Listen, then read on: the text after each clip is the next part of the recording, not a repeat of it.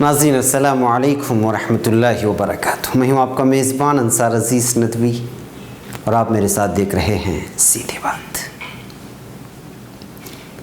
ناظرین، اقوام اور طبقات و سماج کی ترقی و تنزلی کی تقدیر نوجوان نسل کے اعلیٰ و ارفع کرداروں پر منحصر ہوا کرتی ہے۔ انسانیت کے آغاز سے لے کر اب تک دنیا کے اقوام کی تنزلی و ترقی، بربادی و تباہی کی داستانیں اٹھا کر دیکھ لیں کہ پستیوں میں گری اقوام، نشیب میں پھنسے طبقات اور اخلاقی گراوٹ کی مثال بننے والی قومیں چیخ چیخ کر کہہ رہی ہیں کہ جب بھی نوجوان نسل لہو و لعب میں ملوث ہو گئی، گناہوں کے دلدل میں پھنس گئی، بدکاریوں کی حدیں پار کر دی اور غیر فطری طور پر جنسی ہوس کو پورا کرنے کی وبا اپنے اوپر سوار کر لی، تو وہاں سے اس قوم کا زوال شروع ہوا۔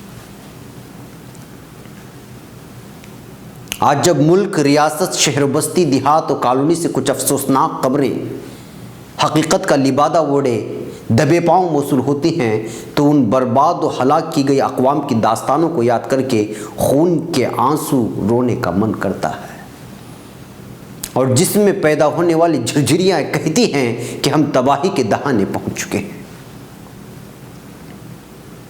ناظرین، بحیثیت مسلم قوم اور پھر اس کی نوجوان نسل ہونے کے آج ہم کو کہاں ہونا تھا اور ہم کدھر کو جا رہے ہیں، آپ خود اندازہ لگا لیں۔ کون سی برائی نہیں ہے ہم میں، اس قوم میں، اور بالخصوص اس کی نوجوان نسل میں۔ جلد امیر بننے کے لالچ اور حرص میں اٹھائے جانے والے غیر قانونی اقدامات کی وجہ سے نوجوانوں کی ایک بہت بڑی تعداد سلاخوں کے پیچھے پڑی سڑ رہی۔ جب ذمہ داریاں نہیں ہوتی، روشن مستقبل اور زندگی کا مقصد سامنے نہیں ہوتا، تو وقت گزاری کے لیے لہو لعب کے وہ سامان جس کو مغرب نے بڑی آسانی کے ساتھ پیش کر دیا ہے، اس میں رات دن ملوث ہو رہے ہیں۔ وہ چاہے نازیبا فلمیں دیکھنا ہو یا پھر عریانیت بھرے پیغامات کا تبادلہ، گندی چیزوں کو دیکھ کر اپنی مردانگی ختم کر رہی ہے یہ نوجوان نسل۔ جب اپنے ہوس کی بھوک مٹتے نہیں دیکھتا تو ایک جانب نشے کا عادی بن کر گانجا اور ڈرگس کا عادی بن گیا ہے، تو وہیں اس نشے کے حصول کے لیے اور جنسی ہوس مٹانے کے لیے غیر فطری طور پر قوم لوط جن بدکاریوں کے لیے تباہ و برباد کر دی گئی تھی، اس ہوس کا عادی بنتا جا رہا ہے، اور اس کے عروج کے لیے سوشل میڈیا کا سہارا لے رہا ہے۔ خرید و فروخت کا سلسلہ چل نکلا ہے۔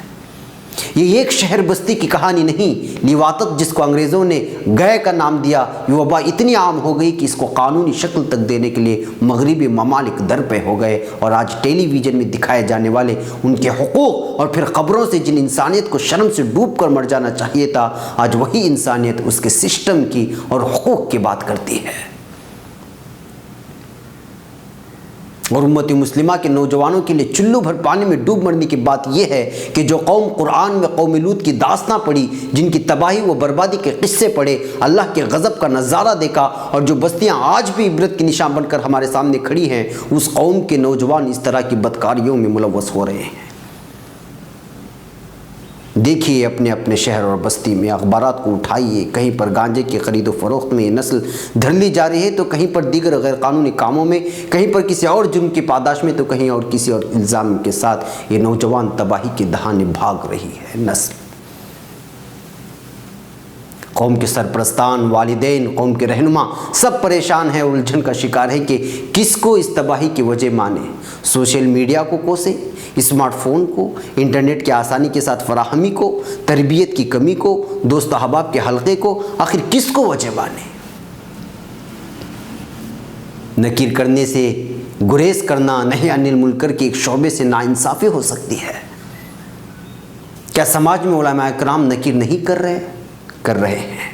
والدین کیا صحیح تربیت نہیں کر رہے ہیں، مگر کیسے کر رہے ہیں؟ کیا 24 گھنٹے اپنی اولاد پر کڑی نگرانی رکھ رہے ہیں؟ ہم یہ کیوں نہیں سوچتے کہ ایک 16-17 سال کے لڑکے کو نیٹ کی سہولیات کے ساتھ اسمارٹ فون کی کیا ضرورت ہے؟ گھر میں سسٹم لایا ہے تو اس کو الگ سے کمرے کی کیا ضرورت ہے؟ ناظرین، واقعی ہم قرب قیامت کے دور سے گزر رہے ہیں۔ ہمیں یہ سوچنا ہوگا کہ آج ہم اخلاقی گراوٹ کی ساری حدیں پار کرتے ہوئے آخری کگار پر پہنچ رہے ہیں۔ بظاہر ہماری مسجدیں نمازیوں سے واقعی بھری ہیں، ہمارے چہرے بشرے بھی ماشاء اللہ ہیں، مگر اندر کی دنیا بگڑ گئی ہے۔ اس کے اندر دنیا کی لالچ، ایک دوسرے کی قدورت، بغض و عناد رچ بس گئی ہے۔ ہوسکاریوں کی چیزیں دیکھ دیکھ کر کہیں سے بھی ہوس پوری ہو جائے، اس چکر میں پڑے ہوئے ہیں، اور اس ہوس کی تکمیل کے لیے کوئی غلط طریقے سے کمایا ہوا پیسہ لٹا رہا ہے، اور کوئی اسی طریقے سے پیسے کما کر ان پیسوں کو حقہ خوری، گانجا اور ڈرگس اور دیگر منشیات کی چیزوں کا عادی بن کر ایک ایسی گھٹاٹوں پر برباد زندگی کا عادی بنتا جا رہا ہے جہاں نہ زندگی کا سکون ہے اور نہ راحت۔ ڈپریشن، بیزارگی، الجھن، پاگل پن، جنونیت کا اثر اور بہکی بہکی سی نشہ والی ایسی زندگی جس کی منزل صرف بربادی ہے، جہاں صرف بربادی۔ ناظرین، یہاں رکنے کی اجازت ہے، بریک کے اس پار کچھ اور حقائق۔ ناظرین، استقبال ہے سیدھی بات میں۔ ناظرین، دنیا کے مسائل، گلوبل کلچر، سائنس اور ٹیکنالوجی کی الغار، صارفی ماحول، سیاسی جبر، نیوکلیائی اسلحوں کی بھاگ دوڑ، سرمایہ کا تسلط، نئے نئے خدشات کی جانب جہاں یہ دنیا اور اس کی سیاسی حکمراں، اس کا نوجوان طبقہ بھاگے جا رہا ہے، وہیں یہ قوم مسلسل اپنے ماضی کو بھولتے ہوئے اخلاقی گراوٹ کے آخری کگار پر آ پہنچی ہے۔ میں قرآن میں جن اقوام کے بربادیوں کے قصے پڑھ رہا تھا، ان کی ہولناکیوں کو دیکھا تو محسوس ہوا کہ ہر قوم نے نافرمانی کی تھی۔ جب تک ان کے پاس کوئی کہنے والا نہیں آیا، اللہ نے اس قوم کو چھوا تک نہیں، مگر جب رہنمائی کرنے والا آیا، بتایا، اللہ کے عذاب سے ڈرایا، اس کے باوجود وہ قوم اپنے نافرمانی پر اصرار کرتی رہی، تو اللہ نے ایسا عذاب نازل کیا کہ بستیوں کی بستیاں اجڑ گئیں۔ یہ چاہے طوفان کا عذاب ہو، پتھروں کی برسات ہو، یا بستیوں کو اوپر اٹھا کر پلٹ مارنا ہو، ان اقوام کی گناہ اور جرائم اور پھر اب کے جرائم جو پوری دنیا میں انسانیت جس کی مرتکب ہو رہی ہے، اور اس پر اصرار کرنے کے ساتھ ساتھ سینہ ٹھوک کر اس کو جائز قرار دیتی ہے، یا پھر قانونی شکل دینے کے لیے اللہ کے قوانین اور اس کی فطرت سے کھلواڑ کر رہی ہے، تو محسوس ہوتا ہے کہ ان اقوام کو کبھی کا ختم ہو جانا چاہیے تھا، مگر آپ صلی اللہ علیہ وسلم کی دعا نے پوری انسانیت کو بچا کر رکھا ہے۔ وہ دعا آپ صلی اللہ علیہ وسلم نے یہ مانگی تھی کہ میری امت پر اجتماعی عذاب نازل نہ کرنا۔ یہ ہے آپ صلی اللہ علیہ وسلم کا پوری انسانیت کے لیے احسان مند ہونا، محسن انسانیت ہونا۔ ناظرین، کیا بتایا جائے، یہ 21ویں صدی ہے۔ آپ نہ چاہتے ہوئے بھی غیر محسوس طریقے سے گناہ کر بیٹھتے ہیں۔ اس وبا سے آج کوئی نہیں بچا ہے۔ جس کا اخلاص حد درجے کو پہنچ چکا ہو، ممکن ہو وہ اس 21ویں صدی کے الیکٹرانک گناہوں کے الغار سے بچ نکلتا ہو۔ بصورت دیگر ترقیات زمانہ آج ہر شکل میں ہمارے سامنے گناہوں کی دعوت لیے کھڑا رہتا ہے۔ ایک صابن کی ٹکیا خریدنی ہو تو ننگی تصویر کا دیدار ہوتا ہے۔ دانت کے منجن کے ڈبے پر عریاں تصویر، اخبارات عریاں تصویروں کے ساتھ خبریں شائع کرنے پر مجبور ہیں۔ شہروں کے بازار مغربی تنگ لباسوں سے بھرے پڑے ہیں۔ ٹی وی اشتہارات کو دیکھیے، وہ ہوس اور جذبات کو ابھارنے والے، پھر اب نیٹ کی تیزی اور پھر اسمارٹ فون کی وبا نے بچے کو وقت سے پہلے بالغ کر دیا ہے۔ اخلاقی جرائم کی انتہا ہو چکی ہے۔ ایسے دور میں اگر اولاد کی تربیت نہیں ہوئی، اس کو مذہبی تعلیمات نہیں دیے گئے، بعد میں پڑھ لے گا، بعد میں دیکھ لیں گے کہ چکر میں رہیں گے، تو یہی اولاد کل کو آپ کی بے عزتی کا سبب بن جائے گی۔ اولاد کی تربیت اب والدین یا اساتذہ نہیں بلکہ وقت کی تیز رفتاری، ماحول اور پھر الیکٹرانک اشیاء کر رہے ہیں۔ نئی نسل کی دینی نہج پر تربیت سے انحراف پوری قوم کے لیے بربادی کا ضامن بن سکتا ہے۔ بالغ بچے کو الگ کمرے میں کمپیوٹر سسٹم دے کر تنہائی بتانے نہ دیں۔ تنہائی کا دوست شیطان ہوتا ہے۔ منفی خیالات کے جنم لینے میں دیر نہیں لگتی۔ وقت گزاری کے لیے اس وقت اشیاء کی کمی نہیں بلکہ نوجوان اور بچوں کے پاس وقت کی کمی ہے، جبکہ اس سے زیادہ جرائم والے ٹائم پاس گیم، فلمز بازاروں میں بڑی کم قیمت پر دستیاب ہو رہی ہیں۔ تھوڑی دیر والی یہ فلمیں اور گیمز بچوں اور لڑکوں پر ایسا منفی اثر پیدا کرتے ہیں کہ یہ بچے اور لڑکے بلکہ نوجوان نسل والدین اور سرپرستان کی باغی ہو جاتے ہیں۔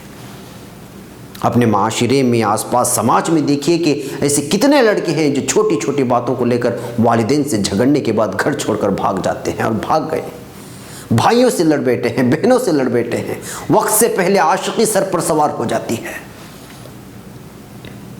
جو ایام پڑھنے لکھنے کے ہوتے ہیں، یہ صاحب عاشقی میں مجنوں کا ریکارڈ توڑنے کی سوچ رہے ہوتے ہیں۔ میرے یہ باتیں واقعی نوجوانوں کو چبھ رہی ہوں گی، مگر سیدھی بات تو سیدھی بات ہے۔ مجھے کہنے کی اجازت دیں کہ 10 نوجوانوں میں سے ہر 6واں نوجوان لڑکی لڑکے پر آج عاشقی کا بھوت سوار ہے۔ اگر یہ نہیں تو پھر ہوس کو مٹانے کے لیے کوئی اور راہیں ڈھونڈ رہا ہوتا ہے۔ یہ اور راہیں ڈھونڈنے کا مطلب کیا ہے، آپ خود اندازہ لگا جائیں، مجھے کھول کر نہیں بیان کرنا۔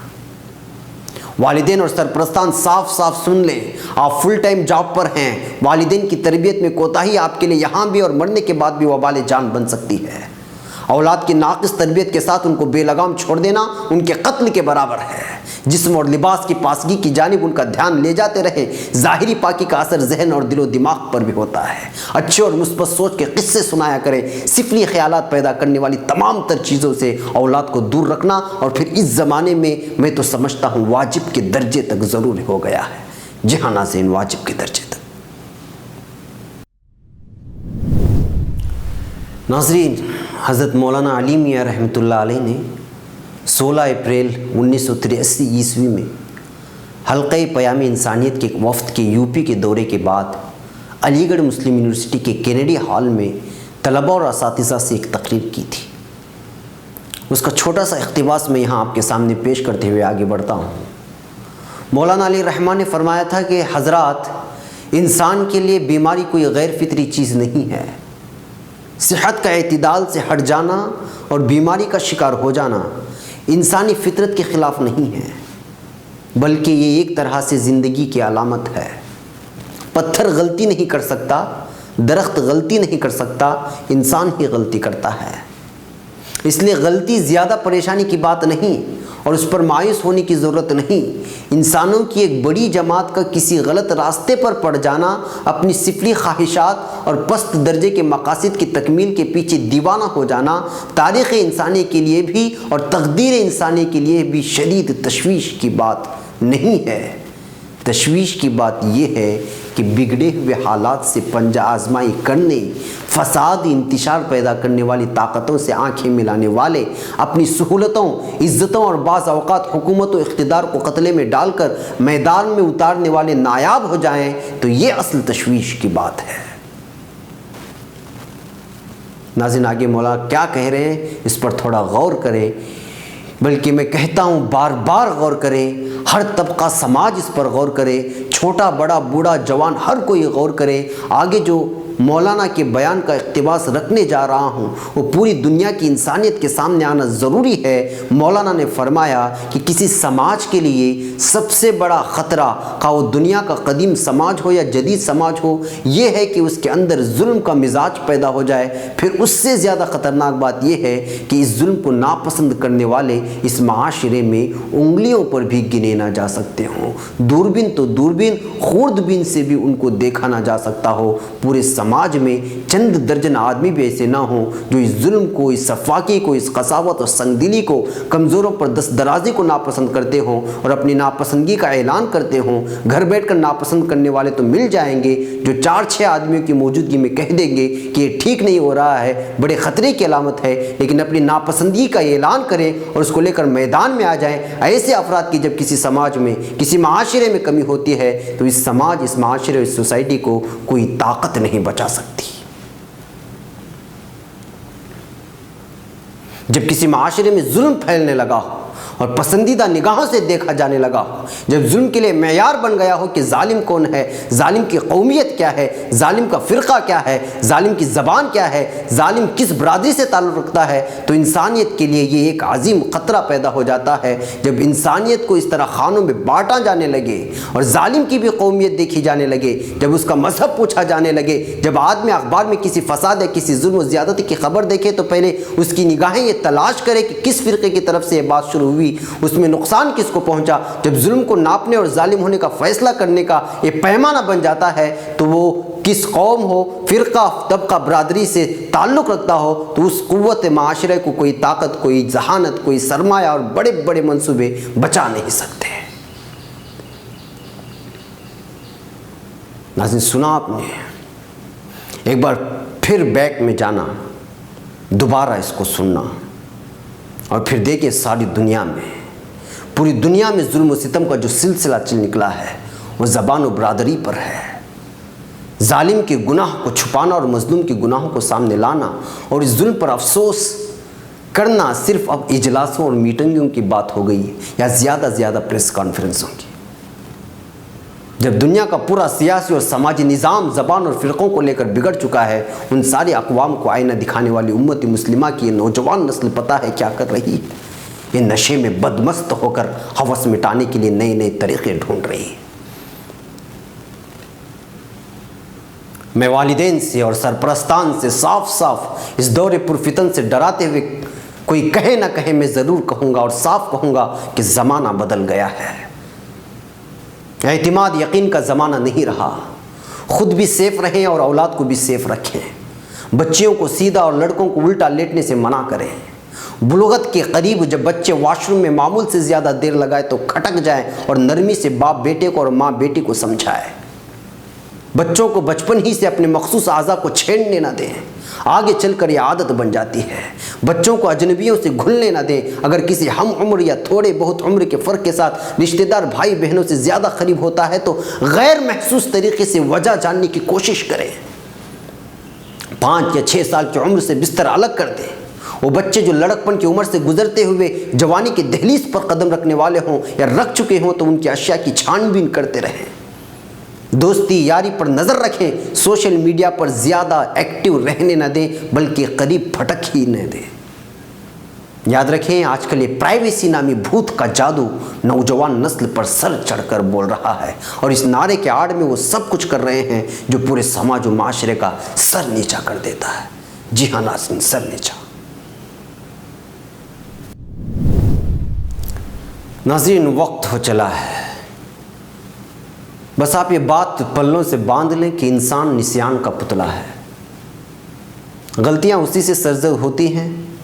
غلطیوں پر ندامت کر کے اللہ سے رجوع کرنا یہ بہت بڑی صفت ہے۔ بعض لوگ کسی کی غلطیاں دیکھنے کے بعد اس چکر میں رہتے ہیں کہ کس طرح اس کو معاشرے اور سماج میں بدنام کیا جائے۔ اگر ایسا کوئی کر رہا ہے تو صاف سن لیں کہ آپ اللہ رب العزت کے ستاری والی صفت کے ساتھ چیلنج کر رہے ہیں۔ یاد رہے کہ اگر اللہ رب العزت صرف 1 سیکنڈ کے لیے بھی اپنی صفت ستاری یعنی گناہوں کی پردہ سے دستبردار ہو جائے تو نہ میں آپ کو منہ دکھانے کے لائق رہوں گا، نہ آپ مجھے، بلکہ دنیا کا کوئی بھی انسان ایک دوسرے کو چہرہ دکھانے کے لائق نہیں رہے گا۔ یہ اللہ کی صفت ستاری کا ہی نتیجہ ہے کہ اللہ ہر ایک کے گناہ اور عیوب کی پردہ داری کرتا ہے اور اس کو معافی کا موقع دیتا ہے۔ اس بات کو خوب سمجھیں۔ اگر اس کے باوجود کوئی کسی کو سماج میں بدنام کرنے، بے عزت کرنے، عیوب کو منظر عام پر لانے کے در پہ ہے تو یاد رکھیں، آج ان کی تو کل آپ کی باری ہوگی۔ یہی ہوتا رہا ہے اور یہی ہوتا رہے گا۔ ناظرین، یہاں اپنے میزبان کو اجازت۔ السلام علیکم ورحمۃ اللہ وبرکاتہ۔